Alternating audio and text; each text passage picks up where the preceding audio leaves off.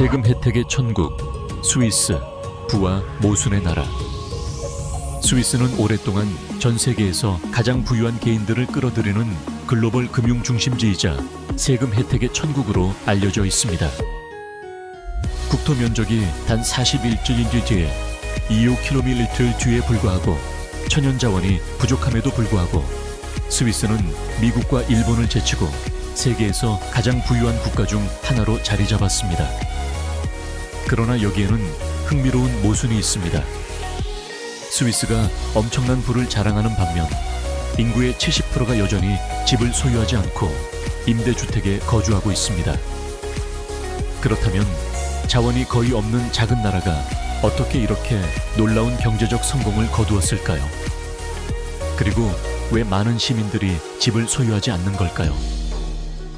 오늘 영상에서는 스위스 경제력의 숨겨진 비밀, 세금 친화적인 환경에서 번영하는 독특한 억만장자들, 그리고 스위스 알프스에서 열리는 화려한 파티에 대해 탐구해 보겠습니다. 이 모순의 땅이 세계에서 가장 부유한 사회 중 하나가 된 비결일까요? 놀라운 진실을 함께 확인해 보세요. 스위스의 독특하고 기이한 금지법. 첫 번째로 소개할 규정은 스위스의 금붕어 한 마리만 키우는 것에 대한 금지입니다. 2008년부터 시행된 동물보호법에 따르면 금붕어를 한 마리만 기르는 것은 불법입니다. 이 법은 기니피그나 앵무새와 같은 사회적 동물이 외롭게 지내는 것을 방지하기 위해 적용됩니다. 스위스 정부는 동물에 대한 깊은 애정을 바탕으로 이 규정을 만들었으며 고립된 동물이 겪는 외로움을 잔인한 것으로 간주했습니다. 심지어 기니피그의 짝이 먼저 세상을 떠나면 새로운 반려동물을 찾아주는 서비스도 있을 정도로 동물 복지를 중요하게 여깁니다. 또한 스위스에서는 개를 키울 경우 반려동물 세금을 내야 하며 이는 동물 보호를 위한 독특한 접근 방식을 반영합니다. 두 번째로 많은 방문객들이 놀랄 만한 규칙이 있습니다. 바로 오후 10시 이후 남성이 소변을 보는 것이 불법인 경우가 있다는 것입니다. 이 규정은 소음을 방지하고 야간에 이웃의 평온을 유지하기 위해 마련되었습니다. 심지어 일부 아파트에서는 밤 10시 이후 병이 물을 내리는 것도 금지되는 경우가 있어 거주자들은 조용한 환경을 유지해야 합니다.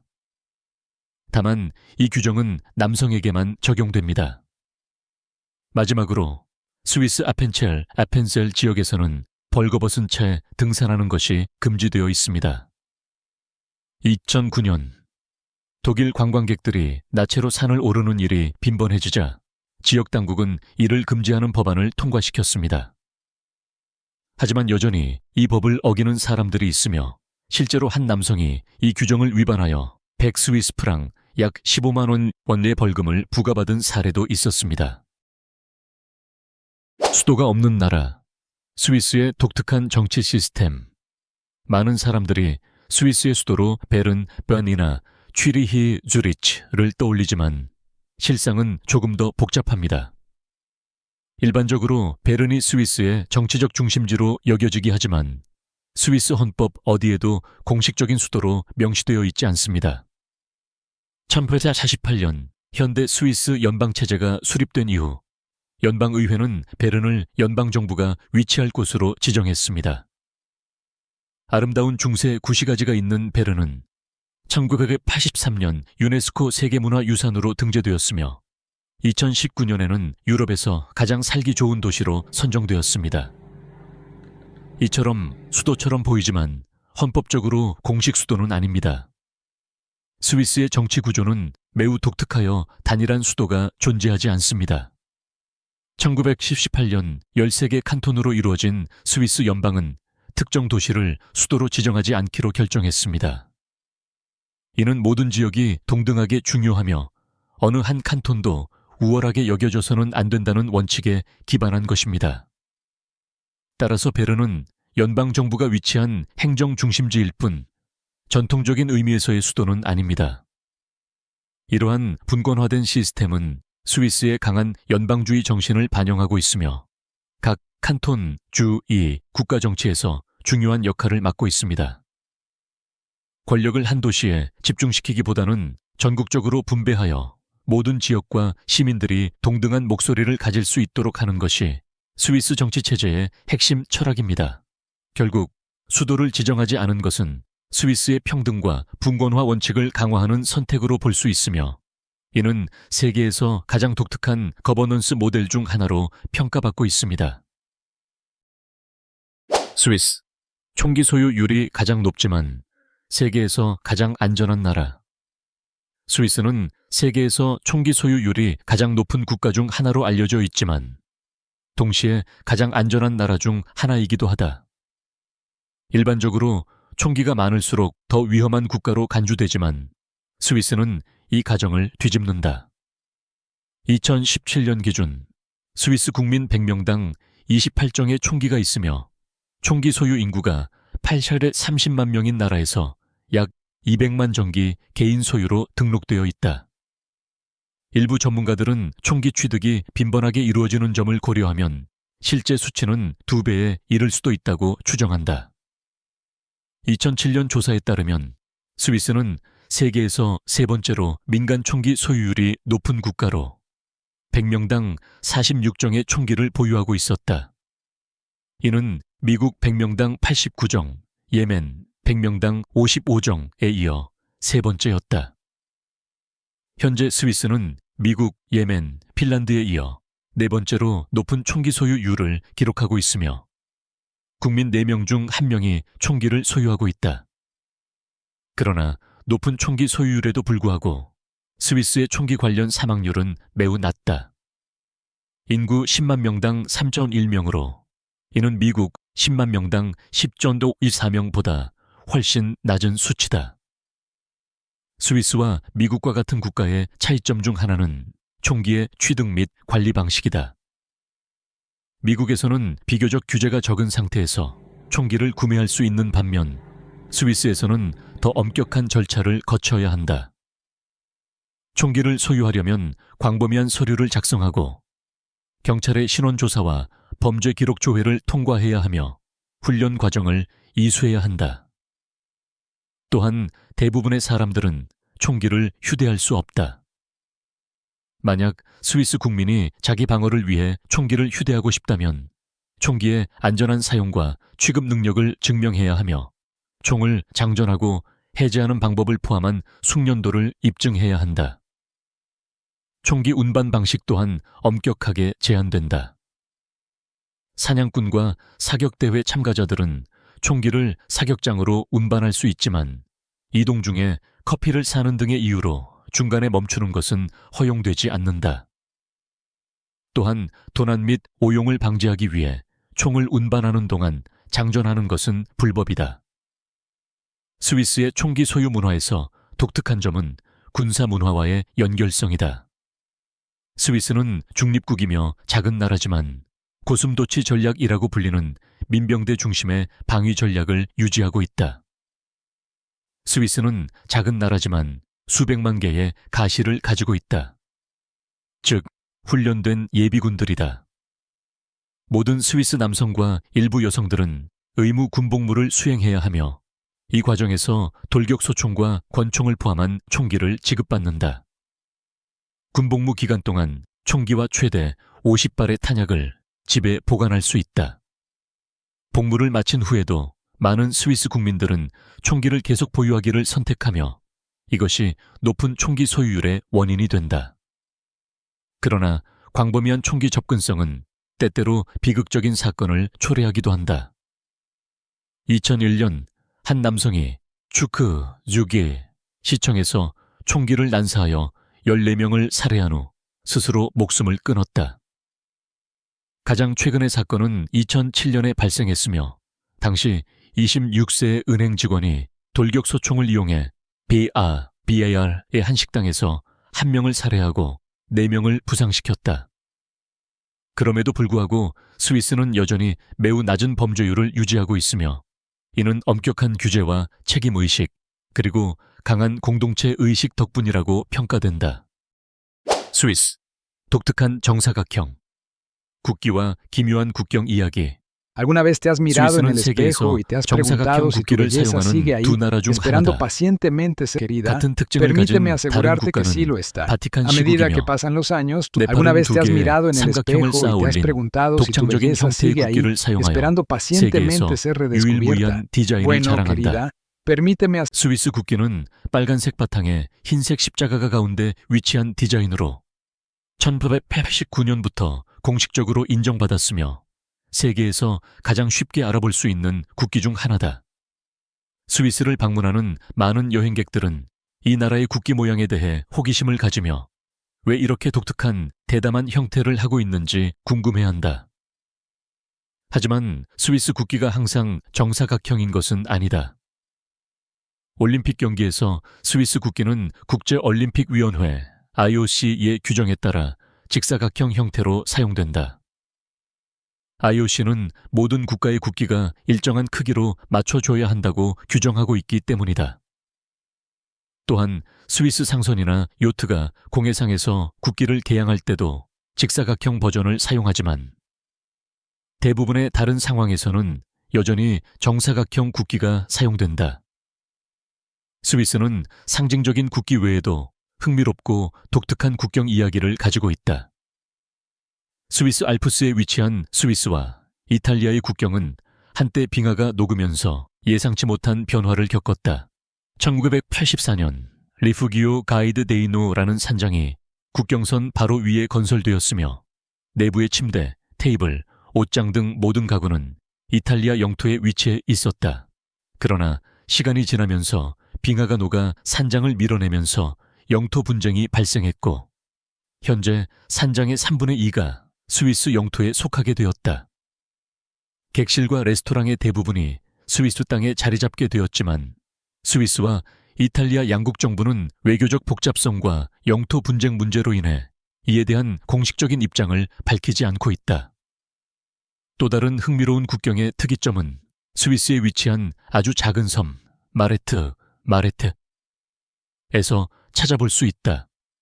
이 섬의 크기는 100제곱미터도 차에 되지 않지만 그 국경선은 약 1km에 걸쳐 S자 형태로 구불구불 이어져 있으며 스웨덴과 핀란드를 나누는 경계를 형성하고 있다. 이러한 독특한 국경선은 유럽의 역사적 조약과 복잡한 국제 경계선의 형성을 반영하는 대표적인 사례로 꼽힌다. 스위스의 기묘한 국경 이야기와 독특한 정사각형 국기는 이 작은 중립국이 얼마나 독창적인 특징과 이색적인 요소로 사람들의 관심을 끌고 있는지를 보여주는 좋은 예다. 스위스는 국기 하나만으로도 세계적인 주목을 받으며 흥미로운 국경선까지 더해져 여행자들과 현지인 모두에게 끊임없는 호기심을 불러일으키는 나라로 남아있다. 스위스, 조세 피난처와 투명성 문제와의 갈등. 스위스는 오랫동안 조세 피난처로 간주되어 전 세계에 불을 끌어모아왔다. 비밀스러운 은행 시스템으로 유명한 이 나라는 돈 세탁과 금융 기밀의 중심지로 자리 잡았다. 현재 약 2조 4천억 달러의 해외 자산이 스위스 은행에 보관되어 있으며 러시아 국적자만 해도 스위스 계좌에 2,730억 달러를 예치하고 있다. 일부 업계 관계자들은 이 금액이 최대 3천억 달러까지 이를 수 있다고 주장한다. 이러한 막대한 부의 축적은 스위스를 난공불락의 금융 요새로 만들었으며 이를 무너뜨리기란 쉽지 않다. 스위스를 상대로 전쟁을 선포하는 것은 곧 전 세계 금융 시스템에 대한 도전과 다름없다. 스위스에서 발생한 가장 큰 금융 스캔들 중 하나는 UBS 은행과 관련이 있다. 이 거대 스위스 은행은 미국과의 합의금으로 수십억 달러를 지급해야 했다. 2008년 이후 전 세계는 스위스 은행이 조력한 탈세 및 돈 세탁 활동으로 인해 매년 약 2천억 달러의 손실을 입고 있다. 스위스가 오랫동안 비공식 금융 거래의 중심지로 남아있을 수 있었던 이유는 두 가지 핵심 메커니즘 덕분이다.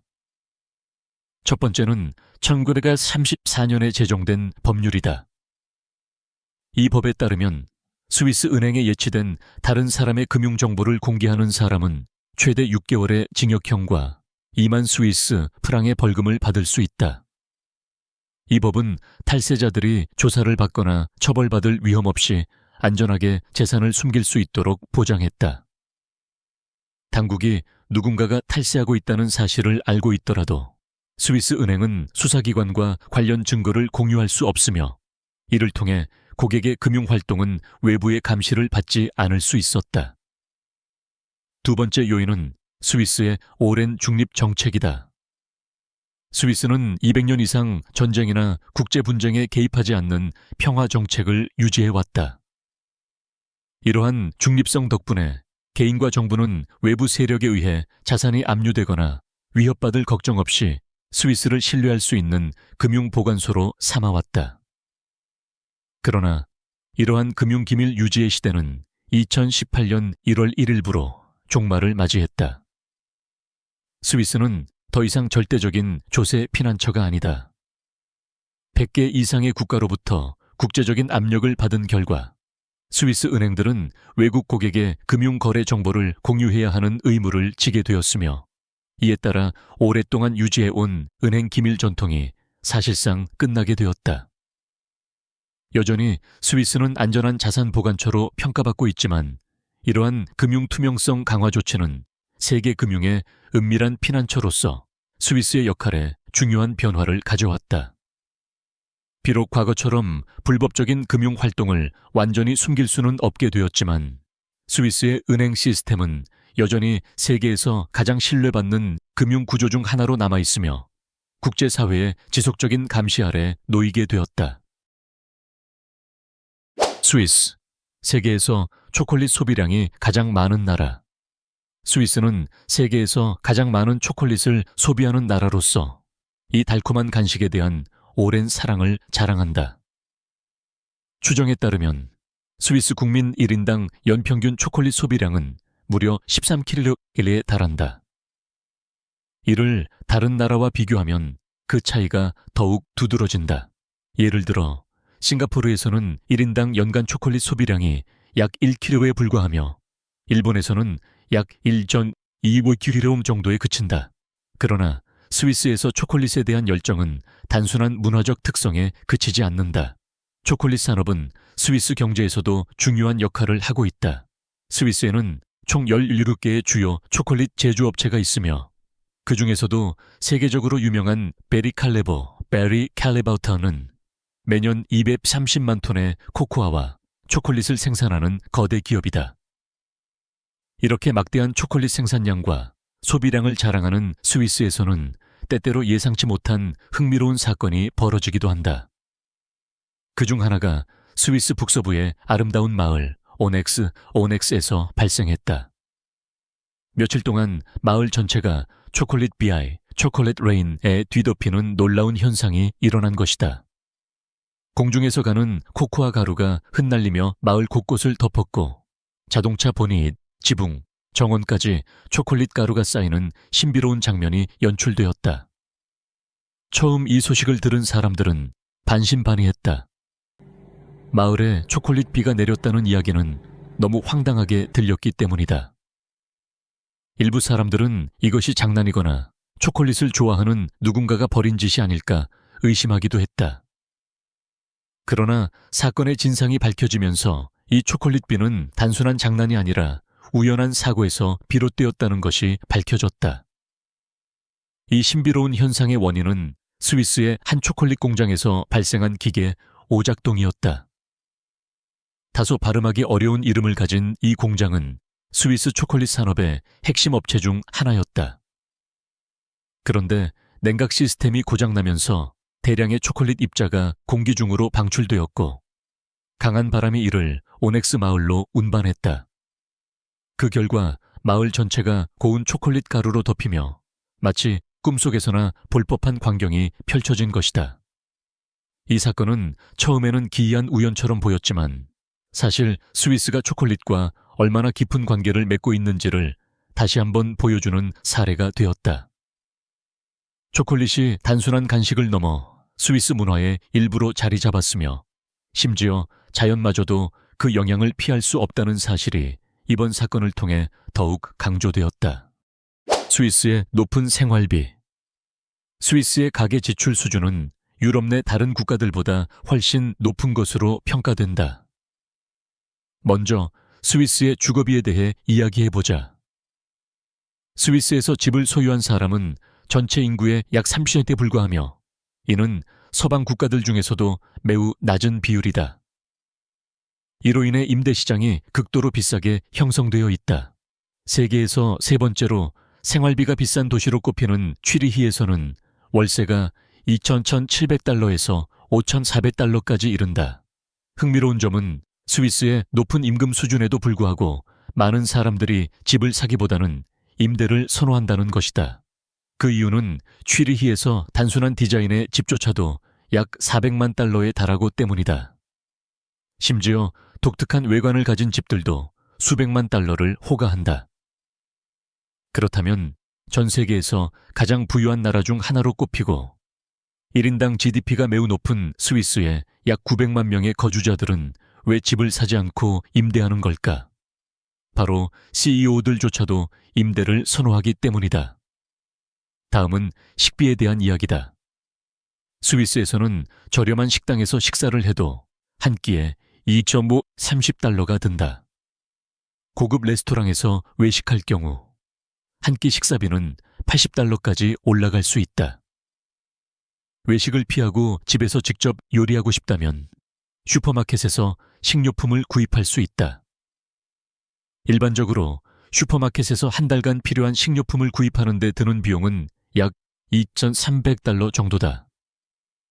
하지만 오후 5시 이후에 슈퍼마켓을 방문하면 대부분의 매장에서 식료품을 50% 할인된 가격에 판매하기 때문에 비용을 상당히 절약할 수 있다.